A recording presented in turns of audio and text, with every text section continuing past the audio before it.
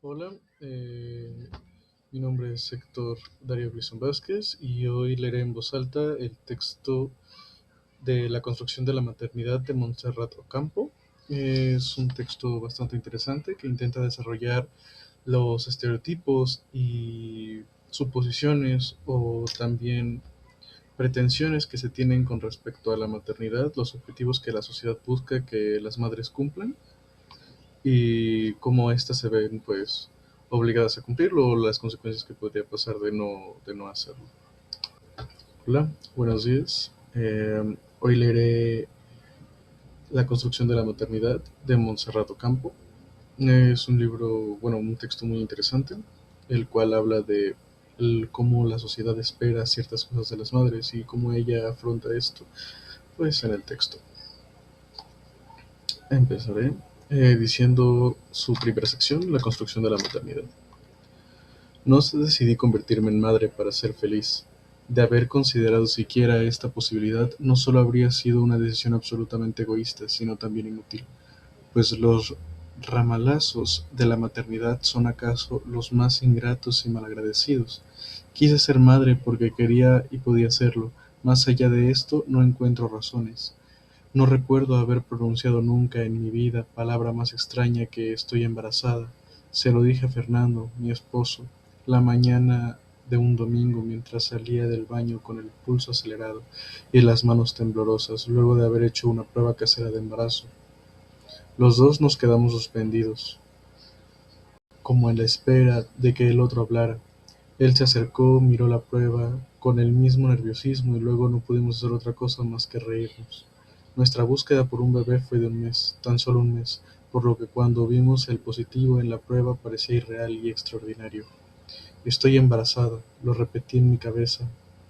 Par de suertudos.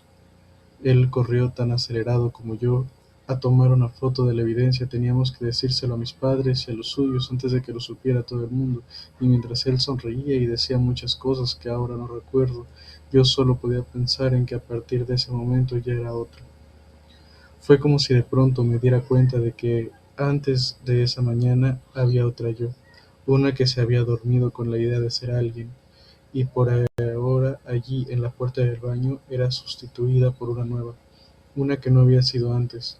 Fueron segundos rápidos y eternos en los que me di cuenta de que ella era madre, y eso absolutamente es definitivo y verdadero.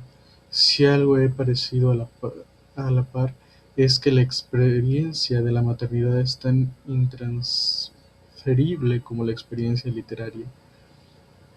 De hecho, para la maternidad no hay certezas, tampoco convicciones. Escribir sobre ser madres es casi una ceremonia física y emocional tan misericordiosa como la de crear vida.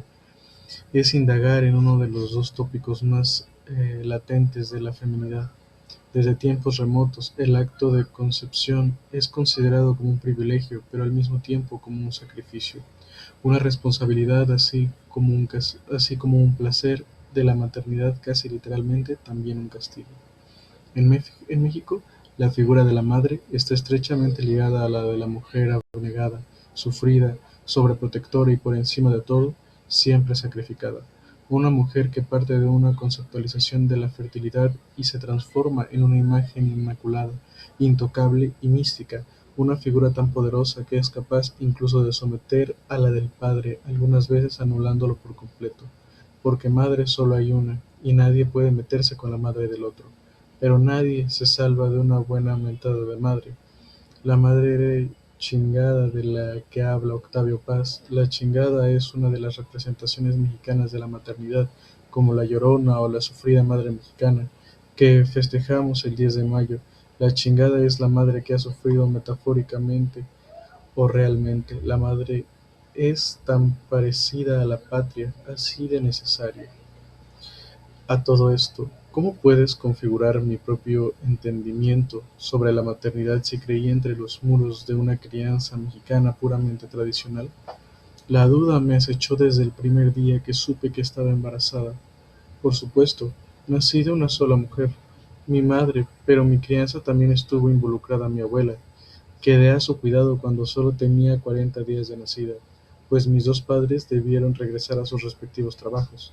Era el final de los años 80 y mi madre ya pertenecía a esa generación de mujeres que trabajaba a la par de los hombres.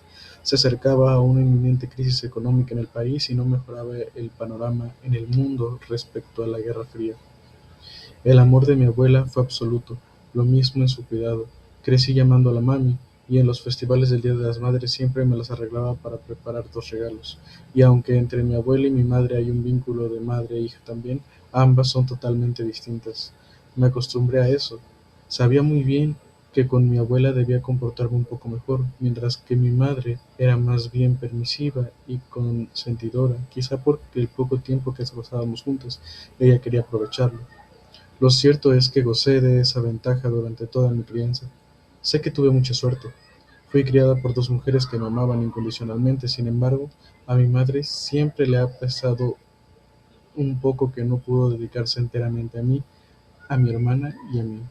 A la fecha, algunas veces nos pide disculpas por no haber estado, por haberse perdido algunas cosas escolares, algunas ceremonias, algunas excursiones, pero lo cierto es que siempre lo estuvo.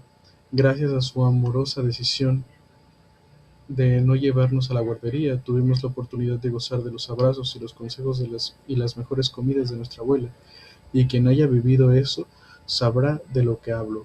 Jamás me he atrevido a juzgar a mi madre, pues entre ella y yo hay una vida distinta, así como una brecha de circunstancias muy amplia. Decidí Decía Virginia Woolf: "Aquí está mi madre, en el centro de la vasta catedral que era la infancia. Estaba ahí desde el principio, y por supuesto, era el centro de todo". El centro. Tal vez esta sea la palabra que mejor expresa la sensación de difusa que tenía de vivir totalmente inmersa en su atmósfera, de no separarme nunca lo suficiente como para verla como una persona. Mi madre quiso hacer una profesión antes que quedarse en casa a criarme. He allí el pecado, el abandono, por el que tanto se le juzgó en una época donde lo esencial era el valor de la familia y la unidad de ésta. Me crié en un matrimonio como muchos, en el estereotipo de hija de clase media de provincia y además tradicionalmente católica. Sin embargo, no recuerdo haber expresado nunca antes en mi vida el deseo de ser madre. Para mí, la maternidad era como un concepto alejado, demasiado ajeno como para entrarme de ello siquiera. No me gustaban los niños, ni siquiera cuando yo era una. Los infantes que no podían correr o jugar conmigo me ponían de mal humor, y los descartaba inmediatamente por parecerme aburridos y tediosos. Tampoco soportaba los llantos, ni los mocosos, ni los vómitos, ni las manitas sucias de los más pequeños. Pero un día ocurrió. Quise ser madre. Por supuesto, con al menos 20 años de distancia y respaldada por la decisión de mi esposo también. Ambos deseábamos un hijo y entonces elegimos reproducirnos, convertirnos en padres y experimentar los sabores de la concepción. Asumimos que probablemente tomaría tiempo, y estaba bien para nosotros, pues queríamos tener algunas cosas en orden antes, detalles mínimos como crear un ahorro e irnos de vacaciones, preocupaciones de millennials. Sin embargo, el embarazo sucedió más pronto de lo que yo mismo imaginé. Nos embarazamos a la primera, sin avisos ni advertencia. ¿Qué clase de madre voy a ser? ¿Qué clase de madre tengo que ser? Recordé una frase de Simone de Beauvoir: "Los hijos son la obligación de formar seres dichosos". Entonces comencé a temer. La mañana que Sylvia Plath se suicidó, la puerta de la cocina estaba perfectamente sellada para que el olor del gas no se filtrara por toda la casa donde sus hijos pequeños dormían. Al lado de las camas de cada uno de ellos había un vaso con leche, y por si despertaban con hambre. La anécdota no dejaba de parecerme conmovedora. Antes de ser suicidada, una mujer es una madre. Que los hijos no sufran, que no pasen hambre y que vivan por encima de la muerte. La renuncia de la madre no tiene por qué ser la renuncia de los hijos. Sin embargo, Sylvia Plath ni siquiera imaginó que muchos años después su hijo menor, Nicholas Hughes, también se suicidaría en la soledad de su domicilio. Forman seres dichosos. Vaya dificultad. En principio, habría que pensar en que la dicha no viene por efecto hereditario, no es rasgo adquirido por el ADN, sino más bien una circunstancia. Criar niños felices por encima de todo parece ser hoy la tendencia. Que si la crianza con apego, que si la estimulación temprana, que si la lactancia prolongada, por todo va encaminado a evitar bajo cualquier circunstancia la frustración de los pequeños. Es decir, persiste una búsqueda por la felicidad permanente que satura a las mentes de los padres a tal grado que cualquier fracaso en la vida de los infantes es considerado perjudicial y nocivo. Esta urgencia por la satisfacción plena de los hijos no solo complica el concepto de la maternidad, sino que también lo distorsiona un poco. Las madres entran en un conflicto tremendo.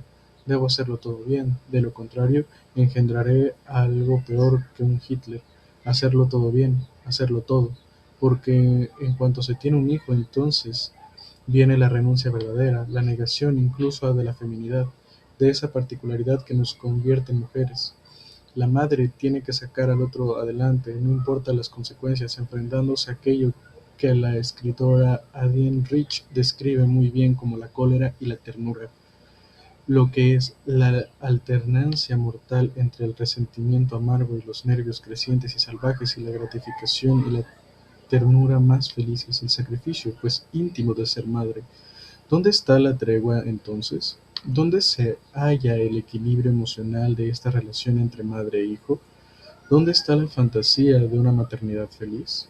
Como todas las niñas, al menos en un patrón aceptablemente psicológico, cuando era pequeña yo tenía ese momento natural por mi padre.